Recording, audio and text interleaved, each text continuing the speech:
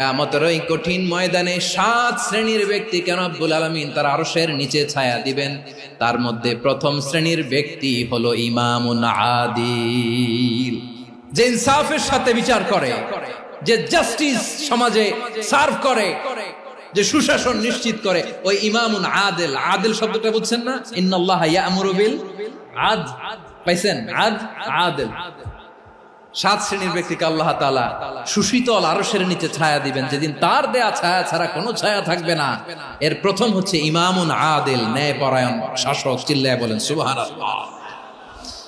আবার বিশ্বনবী বললেন, ইন্নাল মুকসিতিনা ইনদাল্লাহি আলা মানাবিরা মিন নূর আন ইয়ামিনির রহমান। কিয়ামতের দিন যারা ন্যায় পরায়ণ হিসেবে আল্লাহর সামনে দাঁড়াবে, কিয়ামতের দিন রব্বুল আলামিন তার আরশের ডান দিকে ওই ন্যায় পরায়ণ লোকদের জন্য আরশের ডান দিকে একটা নূরের